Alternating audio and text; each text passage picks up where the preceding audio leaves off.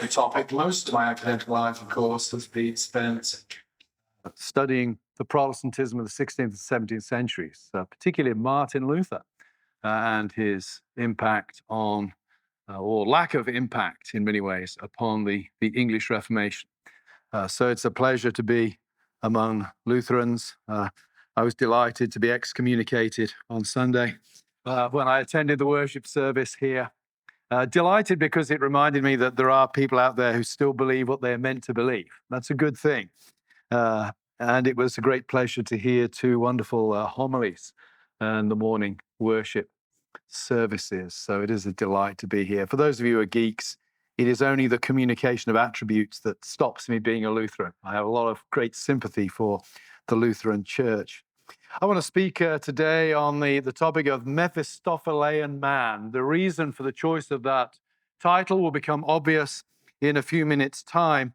But I want to suggest, and I think this came through in many ways in the remarkable unity of the three lectures we heard yesterday, I want to suggest that underlying many of our modern problems, the things that present themselves as matters of immediate concern, lies a much deeper problem. We're all familiar, for example, with the great difficulty that many seem to have today in answering the question, what is a woman?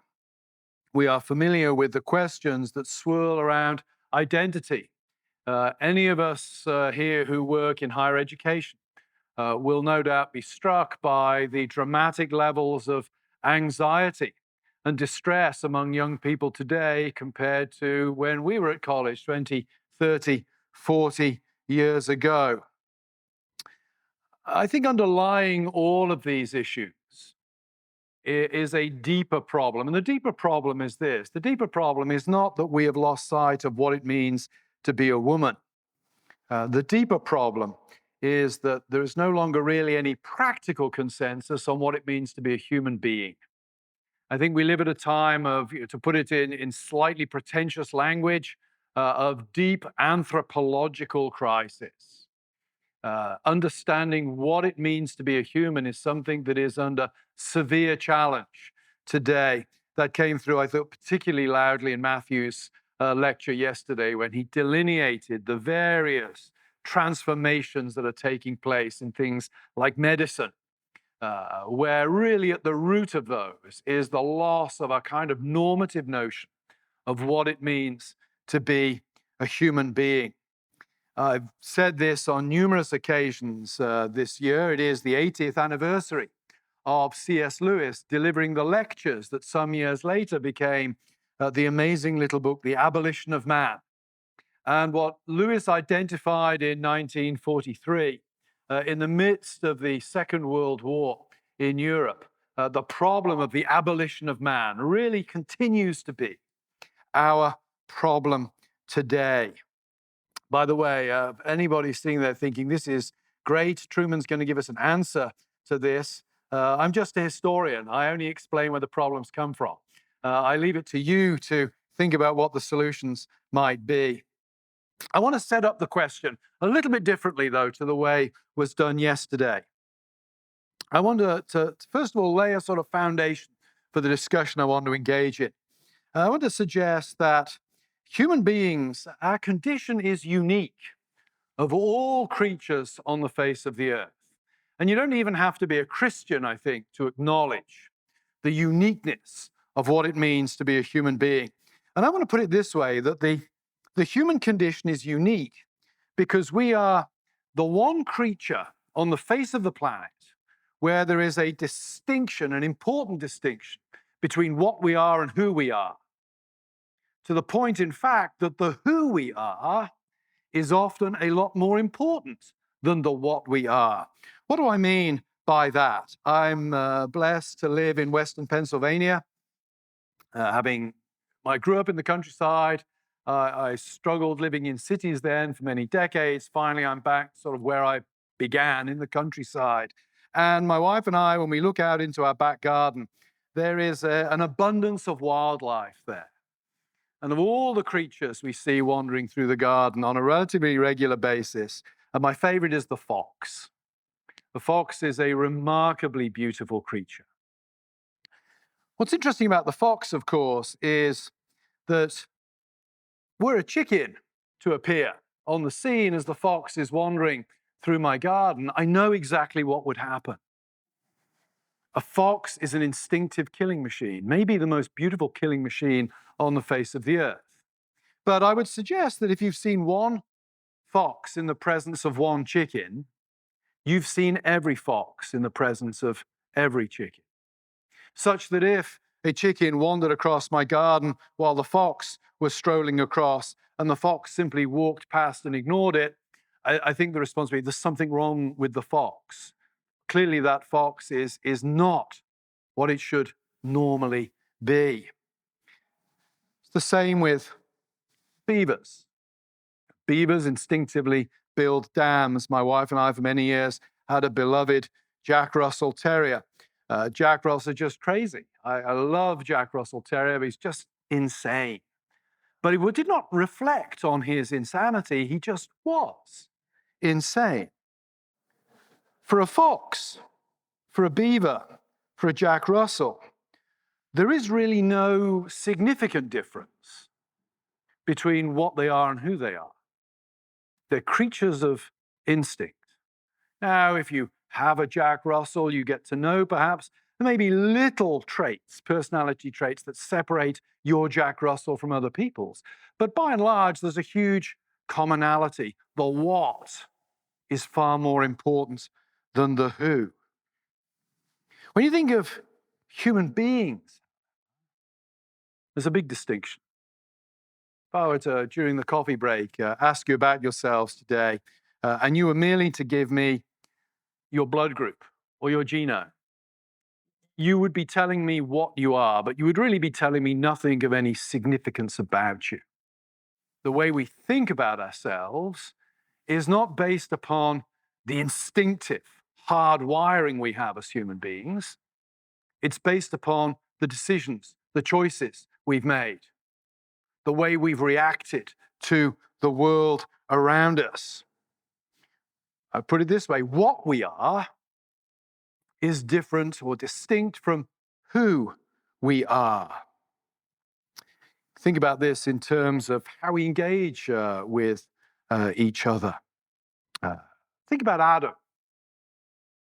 There's that, when Adam wakes up from the deep sleep and he sees Eve, this now is bone of my bone and flesh of my flesh.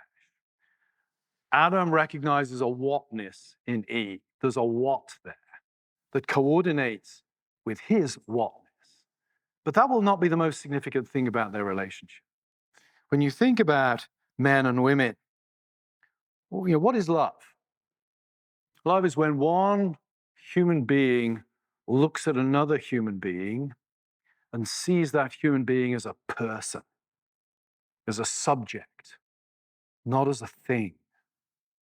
When I teach the humanities course at Grove, when I do the bit on creation, I always get the students to read the passage in Milton's Paradise Lost, where Adam wakes and he sees Eve. And Milton, don't go to Milton for your theology in general, I would say. But in terms of the description, when Adam sees Eve, and Milton essentially says, Adam becomes Adam at that point. Adam truly knows himself through gazing upon the face of another person. When you think of the most important thing in most of our lives, it's the people we love. Think about that. Love is sort of instinctive, but not totally instinctive. We don't just love other bodies. We love other persons. We look into the eyes of somebody else and we see them looking back at us as persons. And in love, we give ourselves freely. We give ourselves freely. And it's that freedom in giving, the fact that it isn't something we're hardwired to do with this particular person. It's that free giving of ourselves to the person that kind of makes us who we are. And you know this, think of it at a lower level. When go back to the dating days, when somebody asks you for a date, you don't want to look into their eyes and see them looking at you as an object. You want to look into their eyes and see them looking at you as a subject, as another person. You fall in love with somebody who will treat you as a person. And it's that freedom that makes love so wonderful. And of course, when you think about our identity is wrapped up with the people we love. It's something free, something unique to us, not something that is purely instinctive. I hesitate to say this after Katie's wonderful singing the virtues of parental love yesterday. But there is that phrase, a face only a mother could love. And it sort of captures something, doesn't it? Your mother has to love you. And it's great that mum always loves you. But your wife's love is much greater in some ways because she doesn't have to love you. She has chosen to love you. And that's what makes marital love so much more distinctive in some ways. So all of this is to say the who, the free things about us, are the most important in how we think about ourselves. That brings me then to explain the description or the title of this lecture as the Mephistophelian man. I presume Katie's husband's most famous ancestor, Dr. Faust, the late medieval alchemist, subject of numerous great literary works, perhaps the greatest of which is that produced by Goethe in the early 19th century, in many ways his life's work. Goethe's Faust is fascinating for the speeches that are made.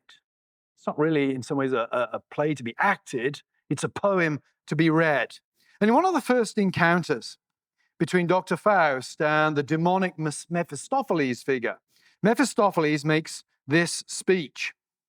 This occurs in Goethe's Faust, Part 1. My dear sir, you are looking at things in a conventional way. We must do better than that, or the joys of life will escape us. Hang it. You have your hands and feet. You have a headpiece and a codpiece. And anything else you can enjoy is yours, isn't it? And then we have the really significant punchline. If I can afford a coach and six, isn't their energy mine? I can ride around proudly as if I had 24 legs. Listen to that again. If I can afford a coach and six, isn't their energy mine? I can ride around proudly as if I had 24 legs. I think what Mephistopheles, or what Goethe through Mephistopheles is presenting to Faust there, is one of the great temptations of the modern age. Let technology define who you are. If I can afford a coach and six, isn't their energy mine? I can ride around proudly as if I had 24 legs. And what I want to suggest this morning, sort of to parlay this back into what I've said so far, is this. Technology, as we now have it, intensifies the temptation to allow the who question to overwhelm the what question. It's interesting that when Adam sees Eve, we have in some ways a wonderful balance of the what and the who. The what means that Eve is the only one that he can fall in love with. That's bone of my bone and flesh of my flesh. And yet they will go on to have this wonderful union and to have children. There'll be a who-ness that emerges from it, but it's grounded in the whatness. I want to suggest, and I think Matthew did a fantastic job of doing in more detail what I'm just going to skim the surface of today, is this. The technology is really allowing us or tricking us into imagining that we can ignore the whatness, ignore the normative notion of human nature for how we think and behave. It is turning even our bodies into raw material that really have nothing to do with who we might actually be. I should preface this by saying, don't interpret me as in this lecture as sort of hating technology. I do, by and large, hate technology, but I'm trying to keep that to one side. I'm mindful of I think it was Martin Heidegger, the German philosopher, has this wonderful lecture, The Question About Technology, the questions concerning technology, where he sort of chops up how technology can be used. And he says, there's a big difference between building a bridge over a river and damming up a river to generate hydroelectric power. Building a bridge over a river kind of respects nature in a way. Damming up the river turns nature into raw material that can be used to produce something completely different. Think about it a little bit like difference between riding a bicycle and driving a Tesla car. I kind of like Elon Musk because he seems to annoy all the right people, but he's killing the stick shift, which is a tragedy for me. I'm a stick shift sports car guy. But think about the difference between a Tesla and a bicycle. When I love riding my bike around the hills of Western Pennsylvania. My ability to go up the hills is much faster when I'm on my bike than if I'm walking, but I'm still aware it's a hill. I'm still aware it's a hill. If I'm in my car, and if I'm in one of those dreadful automatic things or Tesla, I'm not even aware it's a hill. Just point in the right direction, and the machine does everything for me. So this is just to sort of say in the background, there are ways of using technology that I think are good, and there are other ways that sort of obliterate nature. Think about it in those terms. And I'd want to say, as we use technology, let's think about doing it in the former rather than the latter. But anyway, back to my original thesis here. I think what technology is doing is it's detaching the who question from the what question. Why do I set it up like this? One of the concerns I have often today as a Christian interacting with what's going on in the public square is this. There can be a great temptation for Christians not to spot their own complicity in what's going on. Perhaps I shouldn't have to say that to Lutherans. You have that, the one time, simul justus et peccator, at the same time, righteous and a sinner.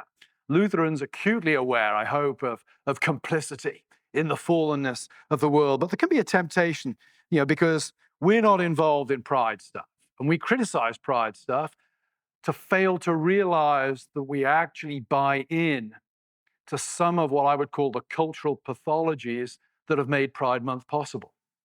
And that can foster in us very much an attitude of, I thank you, Lord, that I'm not like other men. So what I want to do now is to reflect upon ways in which technology, perhaps as we've unconsciously had our imaginations remade in a way that may not make us pro-LGBTQ, for example, but makes us part of the world where that kind of stuff is plausible, particularly plausible to the rising generation. Again, I love Matthew's lecture yesterday. The references he made to the lack of Christian reflection on IVF and things like that points us to one obvious way where Christian imaginations have been shaped by the world around, perhaps in inappropriate ways where we've not even realize that's happening. So what I want to do today is look at some of the elements of our world that shape the intuitions of us all and have made this kind of self-creation, this supremacy of the who over the almost non-existent what possible. And the first, I gave a version of this lecture, actually, as a Christian college earlier this year, and it was the first time ever I'd been protested. It was a very polite protest, but I got a tip off. I called them our college on the Monday, and I said, there's not going to be a protest, is there? And the guy said, no. Our students don't protest things. He picked me up at the airport on the Wednesday, and he said, I need to bring you up to speed on something. So, okay. And so I actually rearranged the lecture. I think it's better this way. I'm going to rearrange the letter to really throw the protesters off guard. So I sort of said, okay, I know that a third of you here or whatever are here to protest me. So let's get the really controversial stuff out of the way first. So I said, the first topic I want to look at is music. Let's think about music. And at that point, the protesters, I don't think knew what to do, and they sat quietly, and it was a very constructive time I actually had with them in the end. But think about music. Why do I highlight music? Well, music's a big part of most of our lives. I'm guessing almost everybody here, if not everybody here, enjoys music. What I want to do now is just offer some reflections on how music shapes the way we think about ourselves. Because I think there has been a fundamental inversion of the purpose of music over the last 150 years that has a profound effect. When you think about music, historically, why does music exist? Well, one of the reasons it exists is for community. It has a communal significance.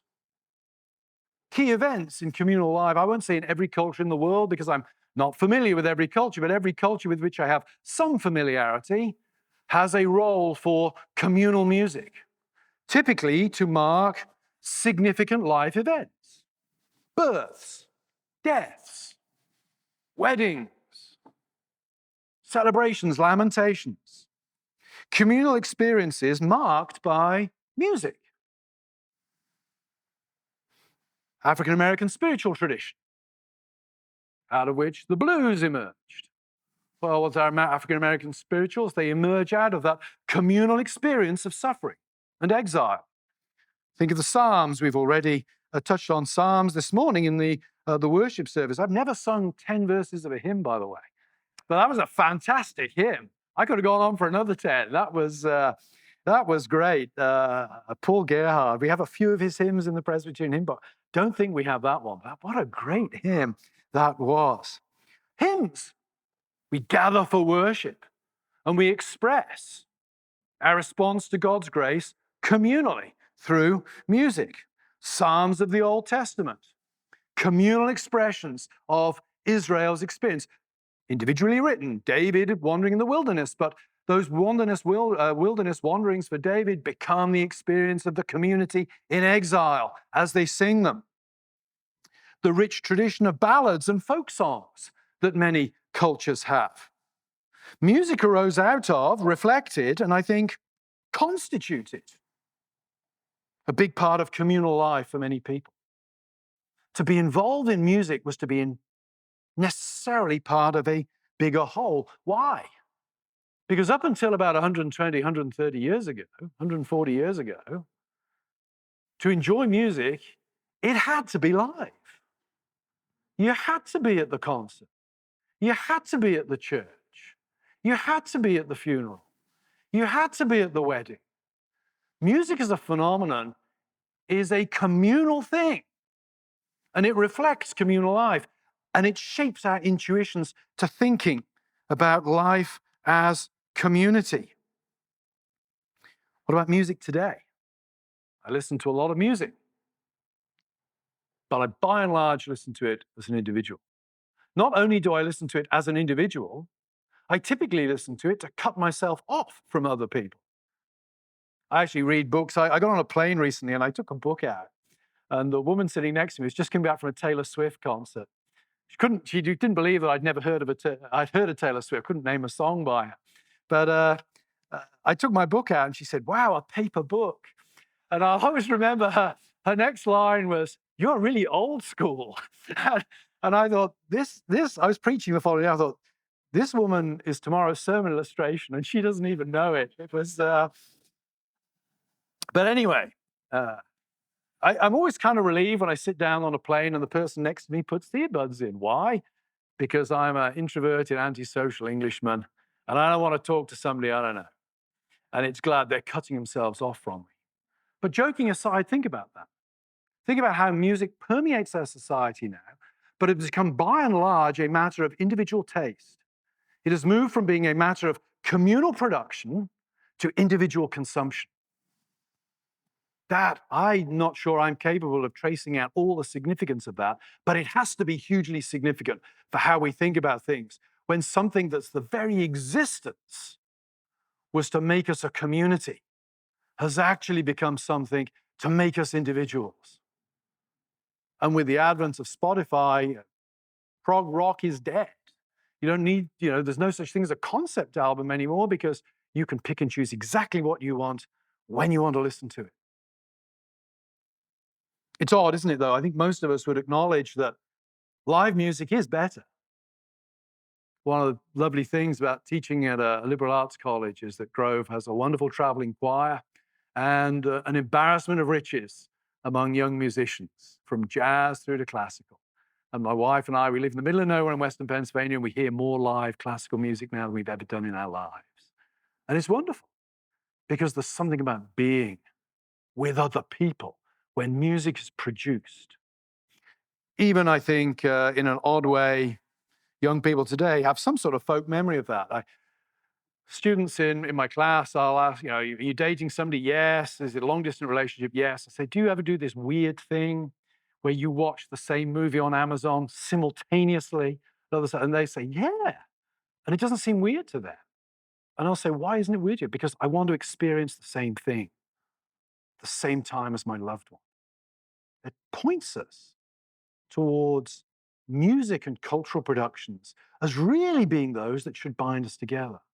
Now that they have by and large become matters of individual consumption, it is not surprising that the notion of the sovereign, self-creating, consuming individual grips our imagination. You could do the same thing with dance. I won't do it here, but think about dancing.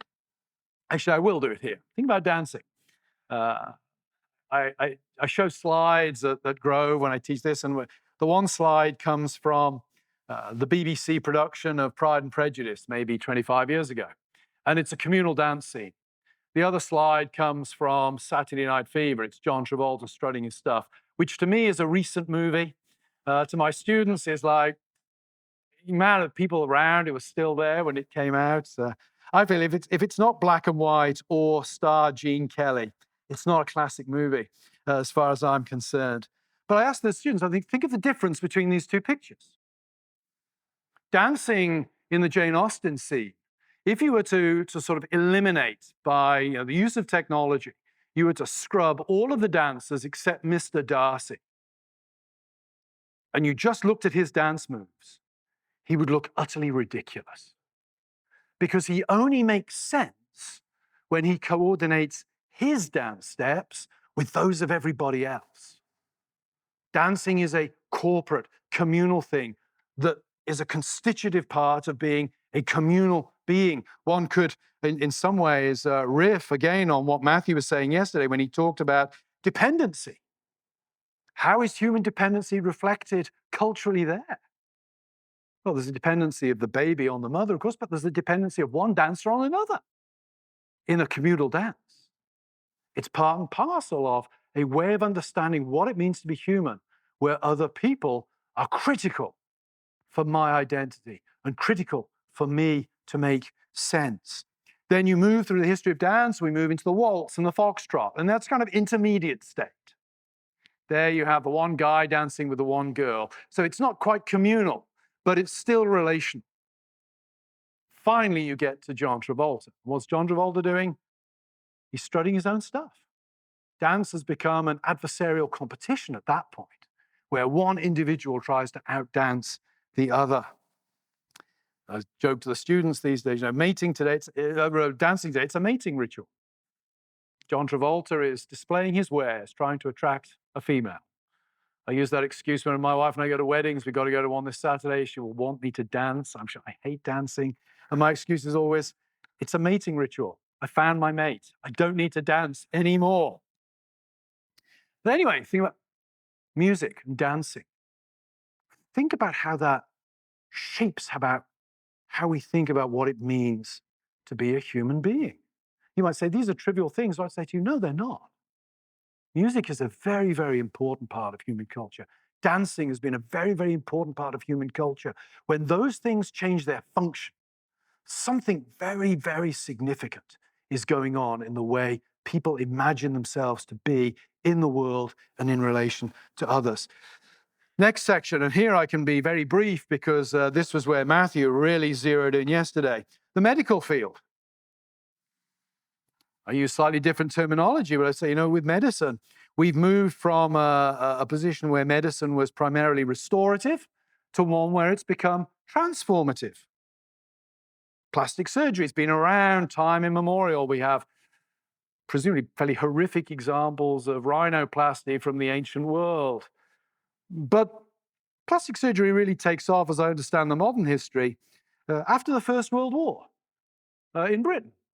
where you have a lot of young men coming back from the trenches whose bodies have been burned by mustard gas and whose bodies have been mutilated by whiz-bangs and bombs and bullets. And plastic surgery develops as a way of trying to restore a bit of basic human dignity to men who've lost the flesh off their face. It assumes a normative understanding of what it means to be a human being. It assumes some sort of vision, not a perfect vision, but a normative one. Not a vision that demands everybody conform. As Matthew's pointed yesterday, if somebody's born with one leg, it doesn't mean they're not a human being. But we would all acknowledge that something isn't there that should be there, ideally. Your typical human being should have two legs, not one and not three. Well, think about how plastic surgery, though, has moved from being restorative to being truly cosmetic now. What plastic surgery often does is attempt to realize a vision that transcends the normative on the basis of unreasonable expectations of perfection and allows the human will to lord it over the human body. We could think about gene editing was mentioned yesterday. Again, gene editing, I have a friend whose granddaughter has a terrible and random genetic condition. And we were talking about gene editing. He's actually a pastor. And he said to me, if there was a button I could press that would just change my granddaughter's gene and give her a normal life and normal life expectancy, I would do it. And I don't think I have any moral objection to that at all. Because he's really pointing to if it would make my granddaughter normal, if it would give her a normal human experience based upon a normative understanding of human nature. When we get into the game of editing genes to produce spectacularly high IQs, et cetera, the line where one ends and the other begins may well be blurred, as was pointed out yesterday, but we're starting to move into areas that are not dealing with a normative notion of human nature, but with what kind of human nature can we construct by our own power and our own will? Think of surgery geared to psychological therapy. We'll talk about this in a few moments' time again, but I would put transgender surgery in that category. Surgery geared to psychological therapy, where the realities of nature, we might say, of a normative nature, are subjugated to the ambitions of desire. Think about that. Think about how medical technology, the possibilities, shape how we imagine what it means to be a human being. I would suggest one of the reasons why people have so much difficulty today defining what it means to be a woman is that we've been told the specious picture, I think it is, of the idea that, well, technology can actually overcome bodily sex. We can imagine that now in a way that it could not have been imagined by anybody 100, 120 years ago. You go to a doctor's surgery 120 years ago and say, I'm a woman trapped in a man's body. The doctor's going to say that's a problem. It's a problem of the mind. We need the mind to be brought into conformity with the body. Today, it's going to be the other way. It's a problem with the body. We need to bring the body into conformity with the mind. One of the reasons for that difference is the doctor today can imagine the second answer as plausible because of the way technology has transformed our understanding of the authority of the human body. We could move into the realm of sex now. Much could be said about how technology has transformed sex. And I would argue, this would take longer to argue in detail, but I would argue that sex and sexual desire are some of the absolute hardy perennials of human existence. There are many things that tear up our the political sphere today that I think are arguably significant social constructs. The role of race, for example. But erotic desire, it doesn't matter how far you go back in world literature, it's there. It's there. There's a reason why we can read the Iliad today and understand what's going on. I can put it rather facetiously and say, it's an American lunchtime soap opera with gods and heroes. What do I mean by that? It's a tale of adultery. One guy falls in love with another guy's wife, runs off with her. The jilted guy is angry, gangs up with his brother, and goes over to fetch her back. That's the basic dynamic of the story. It's a magnificent piece of literature. But nobody reads the Iliad today and says, I haven't got a clue what's going on. Why do these guys behave this way? We know why they behave that way, because we in our own small world behave in exactly the same way for exactly the same reasons. So I would say with sex, as with music, when something that's a hardy perennial of human existence significantly changes its meaning, a significant change in what it means to be human is taking place. Sex as recreation, which is essentially how it is thought of today, is only possible in a technological world. It has to be safe. Last year, my wife and I were wandering through a town in central Pennsylvania. We found ourselves in the middle of a pro-abortion rally. And one of the signs being waved around was consent to sex is not consent to pregnancy. That sign would have made no sense 150 years ago. Consent to sex would at least have been consent to the possibility of pregnancy for at least one of the people involved that time. That's a technologically enabled sign. It makes sense. It makes sense to us because the way we imagine what it means to be a human being has been changed by the technological possibilities of the world around us. Think of how sex as recreation has transformed the nature of male-female relationships. It's, I think, bad news for women, by and large. To use the phrase of Mark Regnerus, sex has become very cheap for men, by and large. 100 years ago, you're a young guy, you want to sleep with a girl, what do you got to do? You got to be clean, you got to have a job, you got to have prospects, you got to persuade her parents and possibly her brothers that you're a decent bet. Because if you sleep with her and she gets pregnant, there are going to be very, very serious consequences for you and for her as a result. So you have to work hard to earn the right to sleep with that girl within the bounds of marriage. Once sex becomes technologically easy and safe, you don't have to work as hard. You don't have to work as hard. And it's interesting, in the last year, 3 books published by women who do not at this point profess to be Christians, Christine Ember, Mary Harrington, and Louise Penny, have all argued that the sexual revolution is bad news for women. And that's one of the points they make. It was meant to liberate women, but guess what it did? It turned women into objects. They ceased to be persons, worthy of respect, worthy of working for, and they became objects to be used and thrown away. Think of pornography. Pornography, the scourge of pornography is technologically enabled. It objectifies the other. Pornography, above all things, teaches us that the other is a means rather than an end. In fact, both of the people, all of the people involved in the sexual activity on screen are merely means to the satisfaction of the person watching, who has to make zero sacrifice on their behalf whatsoever. Sex, which was meant to be about the giving of the self, becomes a matter of the objectification of the other.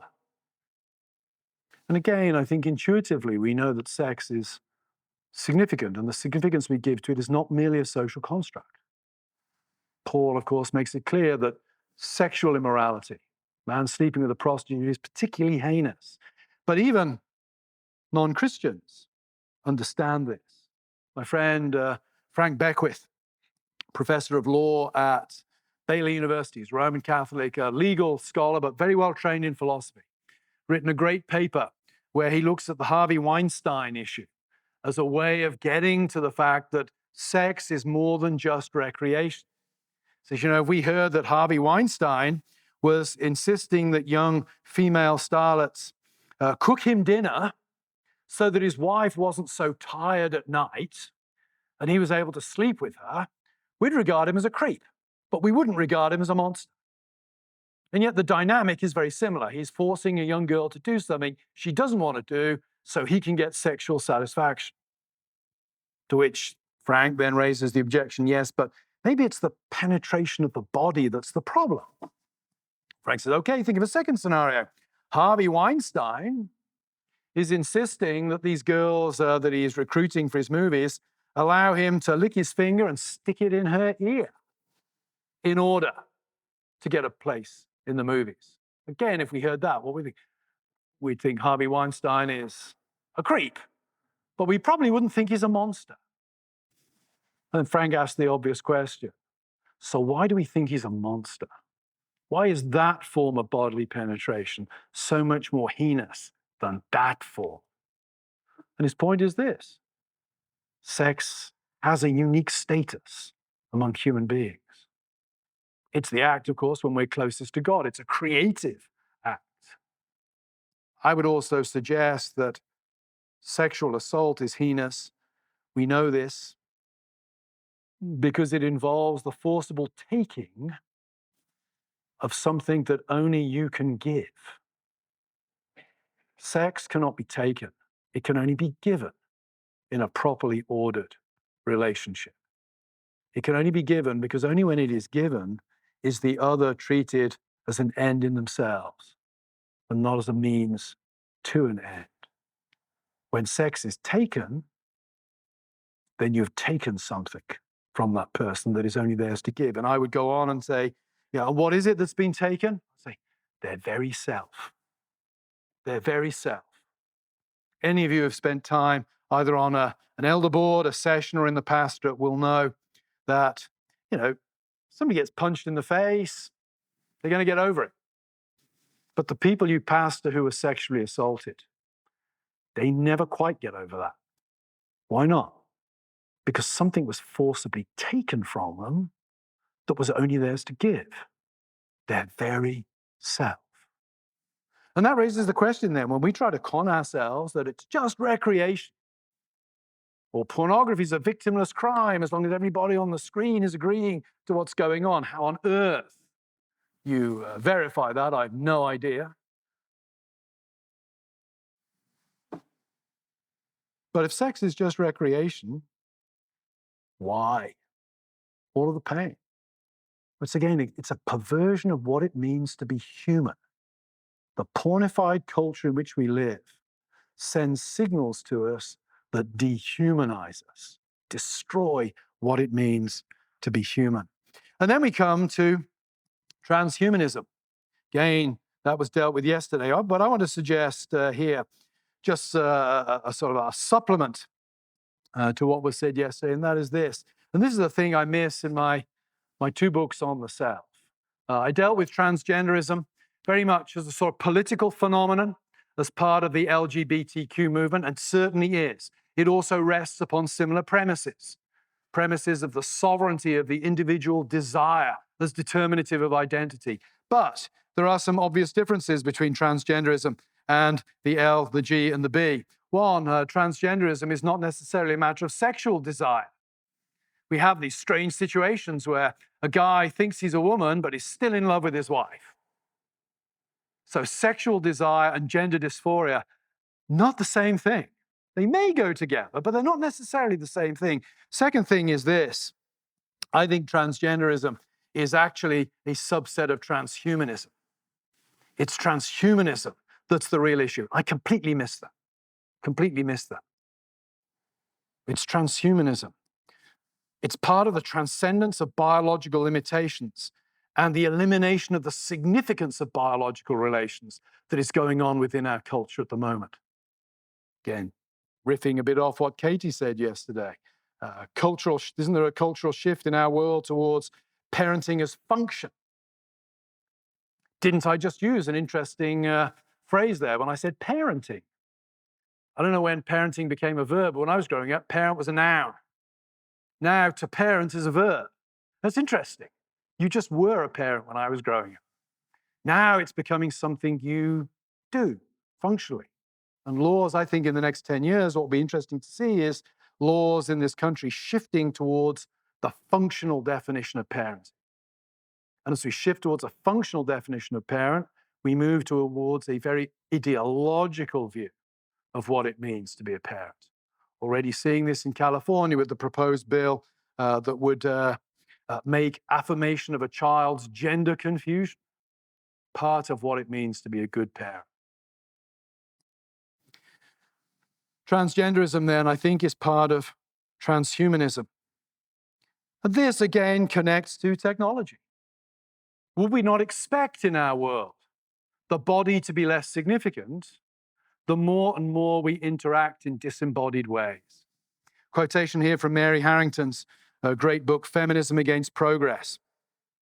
She's one of the women I mentioned earlier, as far as I know, not yet a Christian, but her writings are works that I think Christians should read because she has great insights into what's going on in the culture. She says this: when we socialize in disembodied ways online, even as biotech promises total mastery of the bodies we're trying to leave behind, these efforts to abolish sex dimorphism in the name of the human will end up abolishing what makes us human, men and women, leaving something profoundly post-human in its place.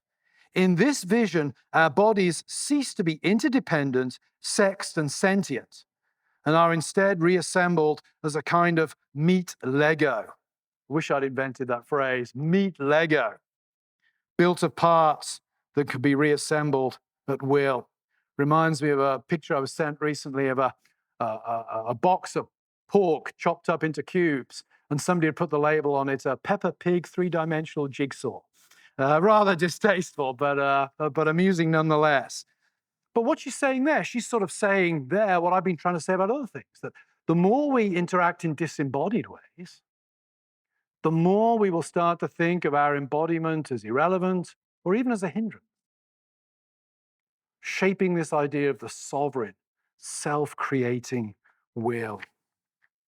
So all of these things, music, medicine, attitudes to sex, transhumanism, all of these things are enabled by technology and send that constant message to us that we are sovereign, disembodied wills that detach who we are from what we are. The what we are becomes a function of the who we are in this technologized world, if you like. How are we to respond? It's always great when you hear a series of lectures one day and they come to similar conclusions to yourself. I was saying to Aaron Cariati early on, it's good to be reassured that you're not completely away with the fairies when you hear other people saying similar things. The solution, I think, has to involve a reassertion of the importance of the body. And the good news is, I think some human tuitions still point that way. A couple of examples. COVID was a great gift to us on this front. I don't have a single student in my classes who actually liked lockdown. What became very evident to university and college administrators during COVID was the colleges think the students are paying for tuition. The students think they're paying to hang around with their pals on campus. That's what they pay their tuition for. They want to be there in bodies, most of them. They want to interact in a bodily form. So I think we have that we can build off in recent history. We intuitively know that bodies are important. One of the scenarios I try to paint for students when I teach on life stuff at Grove is this. Say, imagine a scenario where in Princeton, late at night, you have two Princeton professors, Robbie George, one of the great pro-life thinkers and advocates of our generation, and Peter Singer, one of the great pro-abortion, pro-euthanasia thinkers of his generation, walking down Nassau Street together at midnight, and they hear a baby crying, and they look over to a shop door, and they see a small basket with a tiny baby in it. I don't think there's going to be any disagreement between Peter Singer and Robbie George on what to do there and then with that baby. Peter Singer is not going to say, well, it's obviously a newborn, so it isn't a person for at least another 23 months. I think we can leave it for the feral animals to eat. He's not going to do that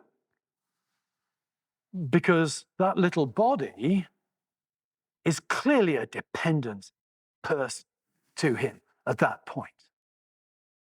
He and Robert George, one of them's going to stay and look after the baby. The other one's going to call for an ambulance.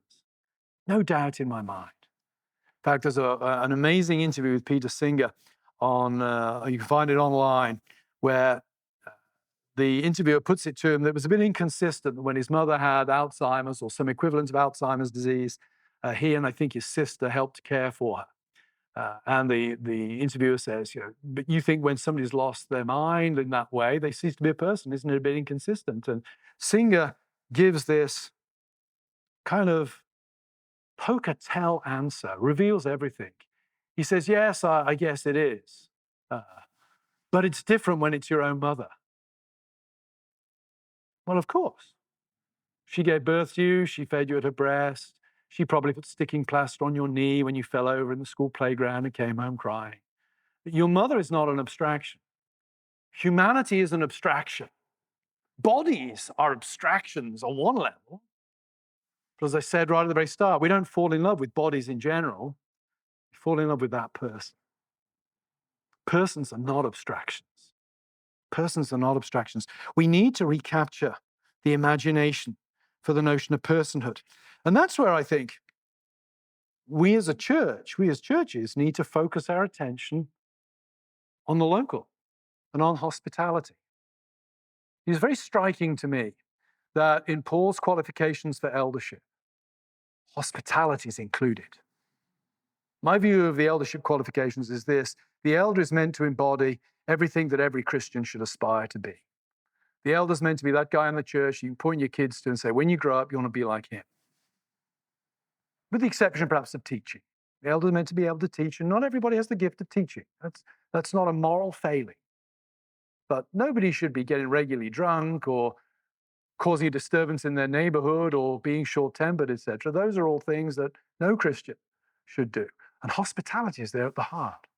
Why hospitality? Because hospitality is personal. My wife and I, we moved to Grove City. We moved from Philly, expensive city, to Western Pennsylvania. You can buy half the state for the price of a house. In Philadelphia, we bought a bigger house than we need. Why? Because we like to throw it open for students. Much to my wife's frustration, we'll throw a house open for 3 nights, maybe in 2 weeks. And I'll just say to all the students I teach, hey, come along for one of them. So we get 20 students one night and 70 the next, something like that. We love giving hospitality. We don't remember the names of all the students who turn up for hospitality at our house. We don't restrict it to students we like. It's just anybody I teach, plus their girlfriend or boyfriend if they want to bring them along. But you always remember the names of the people who gave you hospitality. I had a taste of this last year when I gave a lecture in London, and the man who invited me to lecture said, I noticed we were on the faculty together at the University of Nottingham in 1993, 1994. He said, don't think we ever met. And I emailed him back and said, oh, we did meet. Because when I came down to teach, I came down for 8 weeks, half a semester, while my wife was teaching out her contract in Scotland. And the first weekend I was in Nottingham, all by myself, I attended his church, and he and his wife turned around in the pew and invited me back to lunch. All on my own in a strange city, new job, people I didn't know opened their home to me on a Sunday, invited me into the bosom of their family. I didn't forget his name. He probably did that for hundreds of people over the years. He's a hospitable guy. He doesn't remember everybody, but you remember the names of the people that give you hospitality. So my end is going to be, there are arguments against a lot of the stuff that I've laid out here. But what can we do? What can we do tomorrow that will make a difference? I think hospitality. Hospitality in a world where sovereign individual wills are being exalted and where traditional communities are just crumbling and collapsing, leaving particularly young people desperate for something solid, desperate for somebody to look into their eyes and for them to see themselves being seen of as a person, not as an object or a problem. I think hospitality is the way to go. So, sorry if that's a disappointingly simple conclusion, but I actually think this kind of stuff is best solved when we look into the eyes of other people in the context of hospitality. Thank you for listening so patiently. On the drive down, I indulged in listening to your podcast, which I commend to everyone here, The Mortification of Spin. It's delightful. And you had interviewed an author of, I think, a book that we have out on display about the toxic attack against masculinity. Nancy Pearcey, yeah. Nancy Pearcey, thank you. And you made reference today about this question, what is a woman? I wonder if you'd reflect for us on, I'm struck how people are not asking what is a man. What's under attack is the expression of manhood that we call masculinity. And yet the very existence of a woman is in question. We're not asking, we're not talking about toxic femininity. Why do you think there's sort of a disproportion there? Yeah, an interesting question. I doubt there's a simple answer to that. A couple of comments, though. I think what gender theory does that is correct is it does grab hold of the fact that the way what it means to be a man and what it means to be a woman varies from culture to culture in significant ways. If you exclude biology, so masculinity in the United States of America is very different to the ideal of masculinity that I was brought up with in the UK. In the UK, coming from UK is very class-oriented, so forgive me if it becomes incomprehensible at this point, but for guys of my class, masculinity involved not showing emotion, being reserved. I don't think my dad ever actually said to me he loved me. That's not, in America, that would be a plea for help. For me, he didn't have to. I'd have cringed if he had to. I knew he loved me because of the way he behaved towards me. He loved me more than anything. And what gender theory, I think, has done is grabbed hold of this and says, there's a lot of social construction in how we understand masculinity and what it means to be a woman. And some of the things that are socially constructed have not been good. You watch the old John Wayne movie, The Quiet Man, these days, and at some point, he slaps Maureen O'Hara to stop her from sort of screaming. It makes you, think, oh gosh, no, that shouldn't be done. And I think what we're experiencing today is a reaction against that kind of stuff. I don't think we can win the war against that by setting up one set of social constructions against another. Reserved is better than John Wayne, this kind of thing. I think that what we have to do is get beyond talking about gender performances in those senses and go back to basic biology.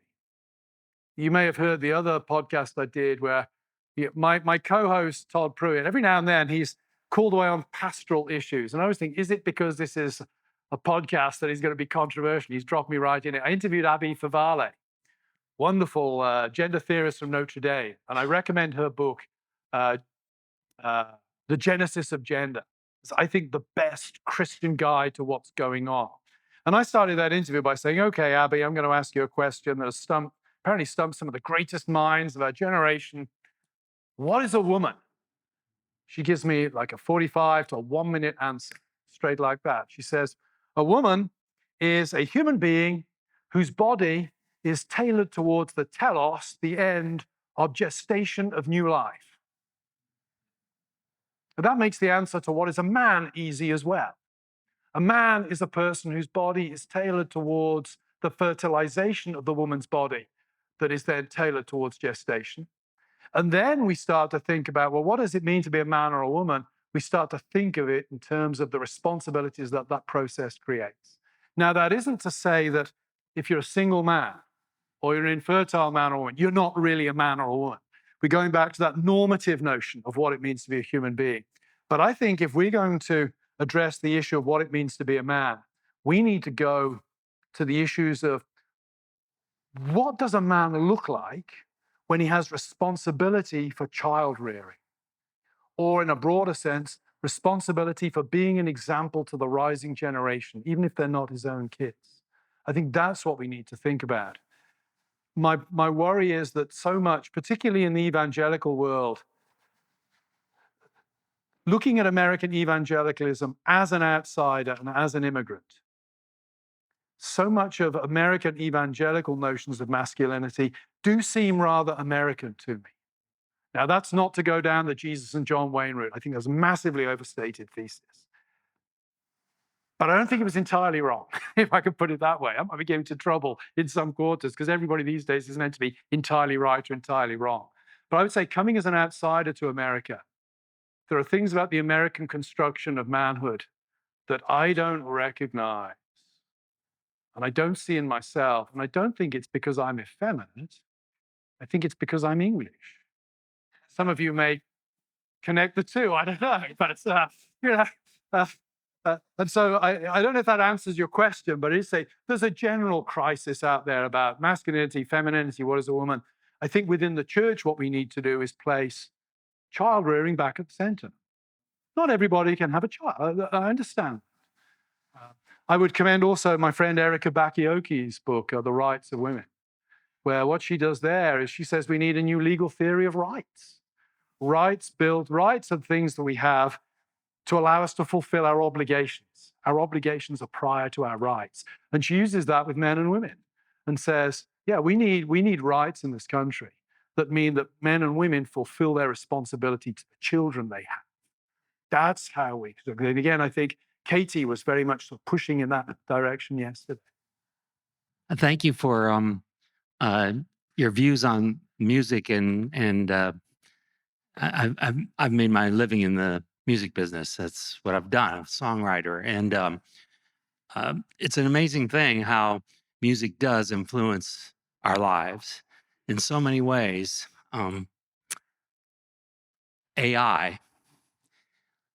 I'm a songwriter. Some of my best songs come in a matter of just a few minutes. I don't know where that comes from. 3 chords and the truth. That's Hank Williams. That's it. And then sometimes I can work on a song for 3 years before I go, okay, that's finished. But it comes out of this emotion and human experience that we have. I thought AI is not going to be able to get into this creative mode. But I've seen now AI definitely will be writing our songs. And it can write a song. If I give it a topic or a storyline at all, enter it in, within a matter of 30 seconds, it'll have a song in the style that I want. And if I don't like that style, I can say, I don't like it bluegrass, give it to me in rap. Another 30 seconds, out it comes. Yeah. And they're very well written.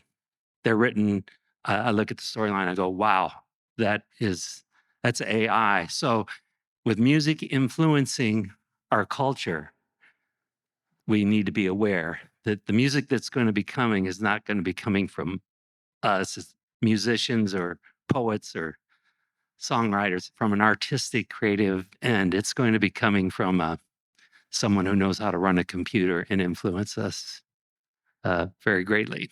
So I thank you for bringing that up.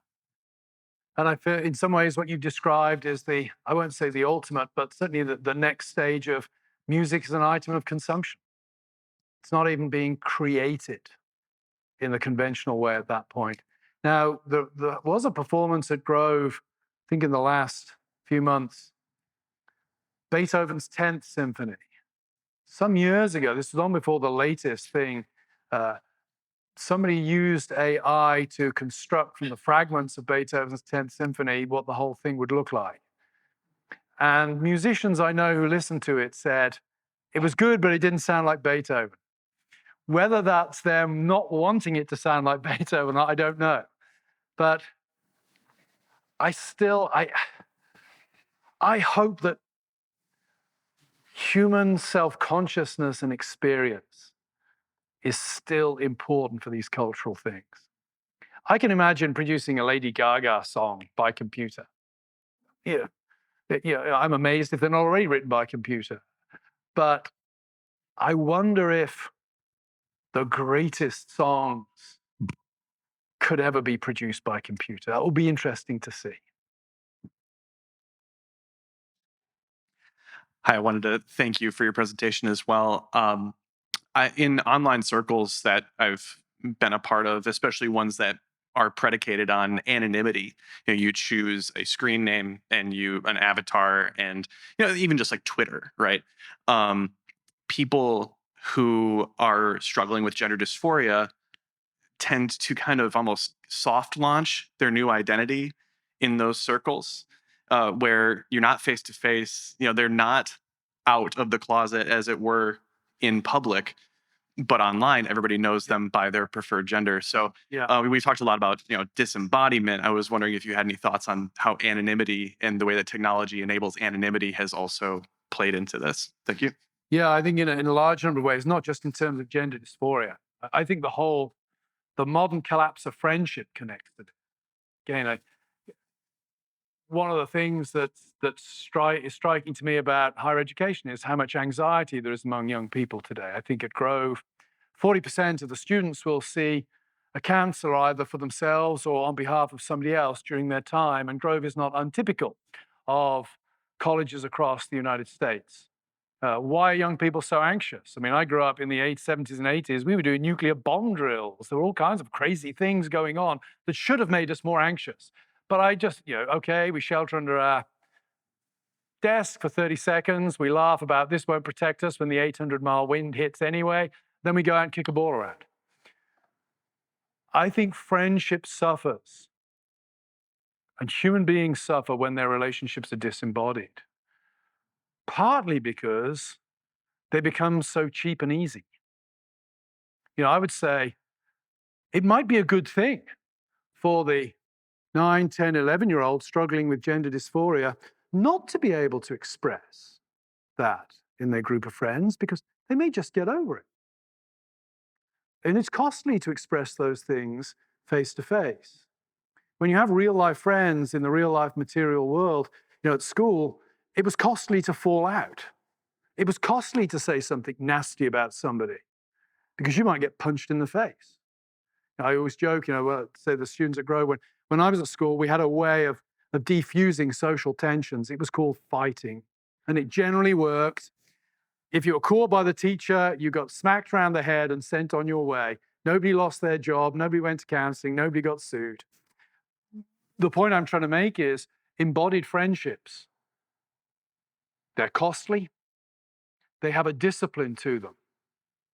I don't care about what's said about me online, but every now and then my sons, who take great delight in finding comments about me, will send me a tweet or something, and I'll read it, and I don't care, and it hurts for like 10 seconds. If you live online, it's got to be agony. It has to be agony. But my friends are real people. They're the ones that I'm really concerned about what they think. The rising generation today, I think this disembodied online engagement makes it very cheap to be whoever we want, but also makes us very vulnerable to attack from other people and very vulnerable to manipulation. And so I think the anonymity, human beings are not meant to be anonymous. I'd also want to make the case that normatively, the face is very important. I'm a big believer in religious freedom, but I've always thought that the one thing that I would want banned is the Muslim face veil. Not out of any hatred of Muslims, but because if I can't see your face, I can't really interact with you. I found this with masking. I don't want to get into debates about pro and con masking, but masking was not a cost-free exercise, because if I can't see your face from there down, I can't see you. And again, I think that plays into this anonymity. We are not meant to engage in anonymous, faceless ways. We are beings with faces. I say to the students, and think how important the face is. I don't say to my students, when I left the house this morning, I kissed my wife's face. That might be technically true, but it sounds weird. That's just weird. I say I kissed my wife. And they know that I kissed her on the face when I say that. Why? Because the face is who she is. And again, that's, I say, if you're blind or But we're talking normatively here. Normative human reaction is to be physical and face to face, I think. I don't call anyone that I've only had online interaction with a friend. To reach the rank of me calling you a friend, I have to have met you bodily at some point, no matter how much we've interacted online. One last question here. I really liked what you said about the hospitality at the end, especially as individuals with one another. What about the church, and how can the church foster that growth? Yeah, I think the church is the place. You know, one could have a theology of this. The church to me it's the inbreaking of the end times here and now. I'm an amillennial guy. It's a now and not yet. Paul in Colossians, you are risen in Christ. There is that. Yeah, we are the resurrected community, even though the physical resurrection has not yet happened. The church is to be a little taste of heaven on earth. And what does that mean? Apart from anything else, it means that's where you see humanity as it's meant to be. And that means that the church is to be open and hospitable. It is to be the place where you are addressed by God and by other people as a person. I love that verse, God numbers the very hairs of our heads, which means he knows less about you and me, by the way, than he did maybe 20 years ago. But, God treats us as persons. You Lutherans, Heidelberg Disputation, Thesis 28. The love of God does not find, but creates that which is pleasing to it. What does that mean? God loves us before we loved him. It's even greater than the love of a man for a woman. I fell in love with my wife because she's beautiful. But God's love is even greater than that. So I want to say the church is to reflect the character of God and the love of God and the hospitality of God. And go back to the Old Testament, Deuteronomy.